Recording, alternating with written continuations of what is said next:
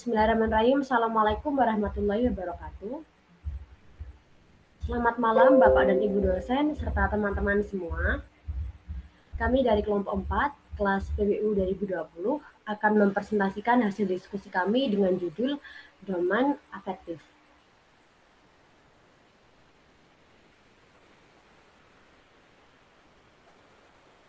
Berikut anggota kelompok kami, yakni Alisa Diah dengan NIM 040, kemudian Tarisa Alifriya dengan NIM 043, lalu Ertisa Salia dengan NIM 073 dan Warda Amalia dengan NIM 075.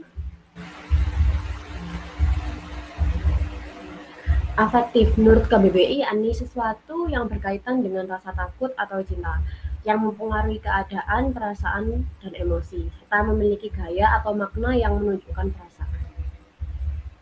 Tokoh dari domain afektif ini yakni Caldwell, David R. Caldwell. Tujuan dari afektif adalah berorientasi pada emosi seperti perasaan, nilai-nilai apresiasi, antusiasme, motivasi, dan juga sikap.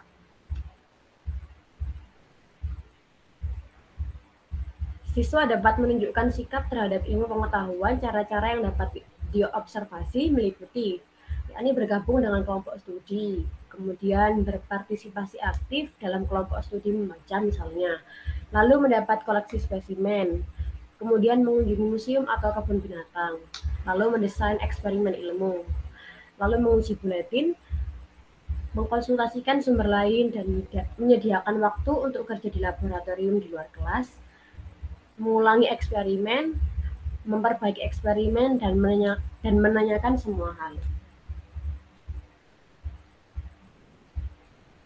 Berikut merupakan tabel kata kerja pada ranah afektif. Terdiri dari A1, A2, A3, A4, hingga A5. Dalam domain afektif terdapat 5 kategori, yakni dari tingkat sederhana hingga tingkat yang kompleks menurut Caldwell.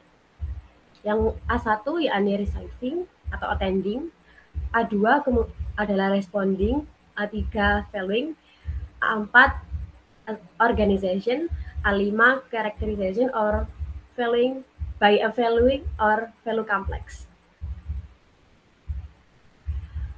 A1 receiving atau attention.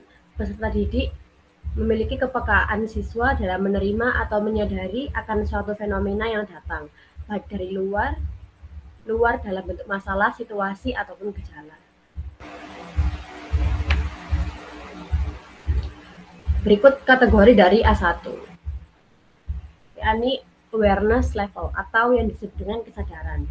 Maksudnya yakni siswa memiliki kesiapan untuk berinteraksi dan menunjukkan perhatian pada stimuli.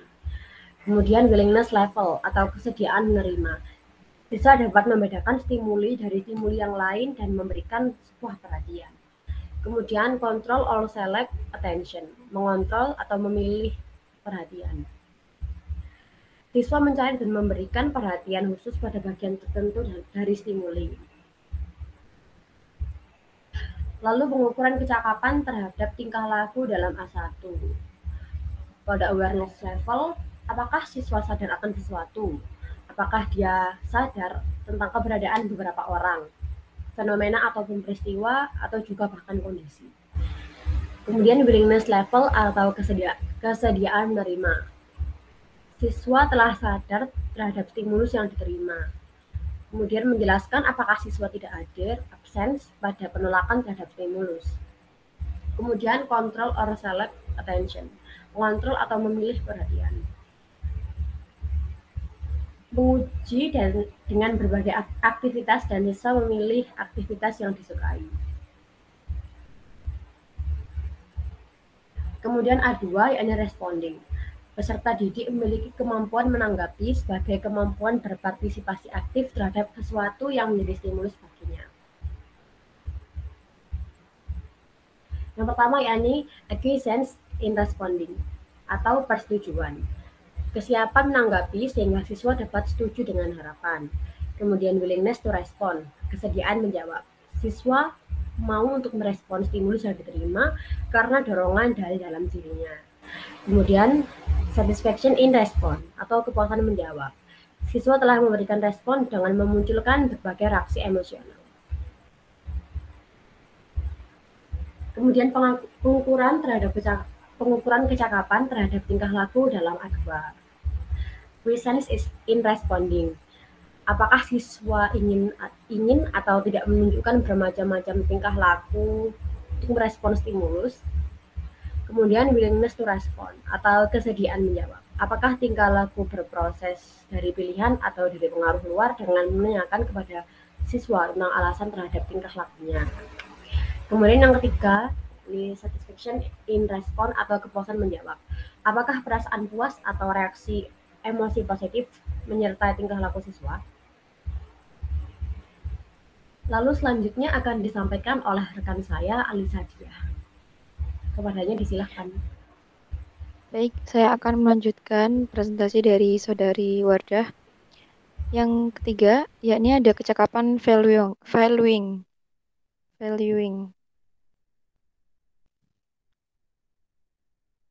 Saudari Wardah, ya. Yang ketiga, A3, ada kecakapan valuing, di mana peserta didik mempunyai kemampuan untuk memberikan nilai atau memberikan penghargaan terhadap suatu objek atau fenomena dalam kategori baik atau buruk. Jadi di sini, di aspek ini, siswa dapat memberikan label bahwasannya benda ini mempunyai kebaikan atau keburukan. Bisa dilanjut, Wardah?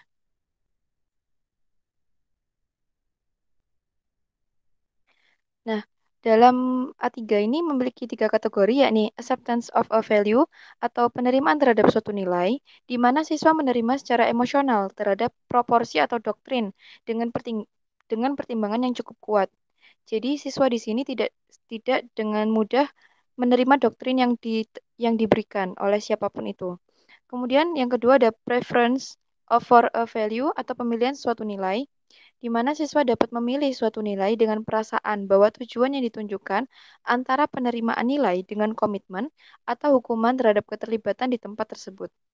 Kemudian yang terakhir ada commitment or conviction, komitmen atau hukuman, di mana siswa menerima secara emosional terhadap kepercayaan yang irasional serta menunjukkan kepemilikan terhadap nilai. Bisa dilanjut, Wardah?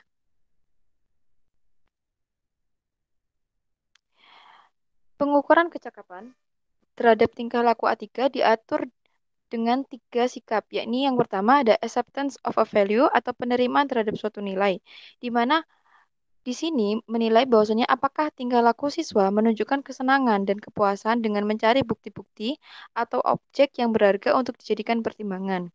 Yang kedua ada preference for a value atau pemilihan suatu nilai, di mana menilai keterlibatan siswa dalam objek atau fenomena yang ditunjukkan dalam kegiatan atau konseptor penemuan dengan refleksi dan spekulasi terhadap objek atau fenomena tersebut.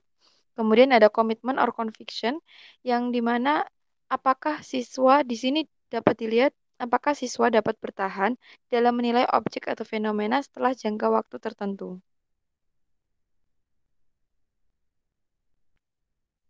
Kemudian ada A4, yakni organization, di mana peserta didik dapat menemukan perbedaan nilai untuk membentuk nilai yang baru, yang universal, sehingga dapat memperbaiki dan mengembangkan nilai ke dalam suatu sistem organisasi yang dapat menghubungkan satu nilai dengan nilai yang lain sehingga memiliki pemantapan dan prioritas nilai.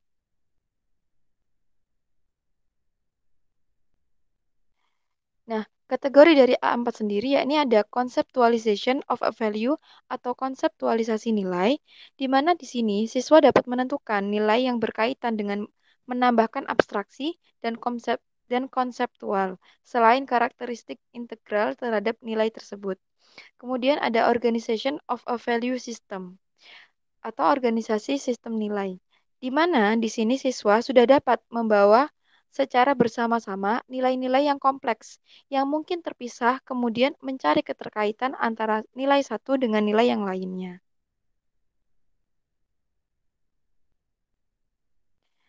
Dan pengukuran kecakapan terhadap tingkah laku dalam A4 diatur dengan dua opsi juga.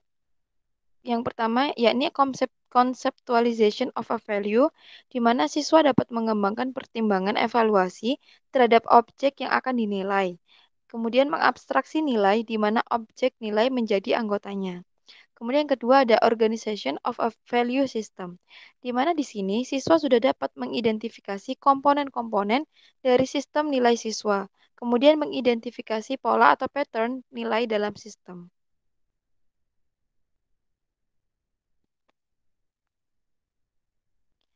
Kemudian yang terakhir ada characterization by a value out of a value complex, di mana pada tingkat ini peserta didik telah mengembangkan nilai-nilai dengan teratur, sehingga konsisten dapat dicapai dengan selaras dengan sikap dan perbuatan siswa tersebut, sehingga sikap dan perbuatan tersebut merupakan ciri-ciri perilakunya.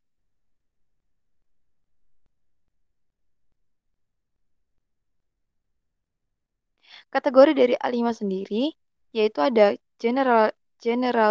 generalized set atau menggeneralisasi, di mana pemberian konsistensi internal sistem sikap dan nilai siswa pada peristiwa tertentu yang biasanya dinyatakan dalam menjelaskan tendensi, orientasi fenomena, atau kecenderungan sikap dalam cara tertentu. Kemudian ada characterization atau karakterisasi, di mana di sini diatur adanya keterpaduan seluruh sistem nilai yang telah dimiliki peserta didik yang dapat mempengaruhi pola kepribadian dan tingkah lakunya.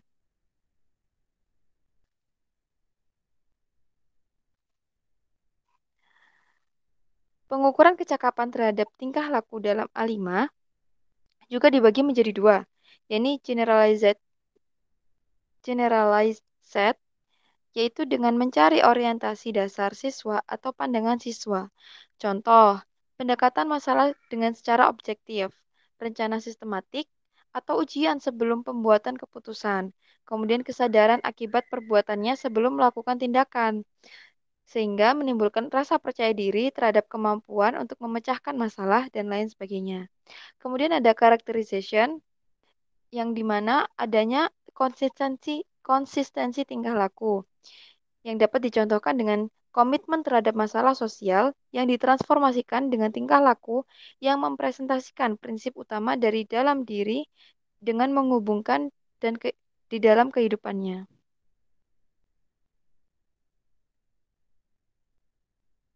Sekian presentasi dari kelompok kami. Lebih dan kurangnya mohon dimaafkan. Terima kasih atas perhatian Bapak dan Ibu dosen. Wassalamualaikum warahmatullahi wabarakatuh.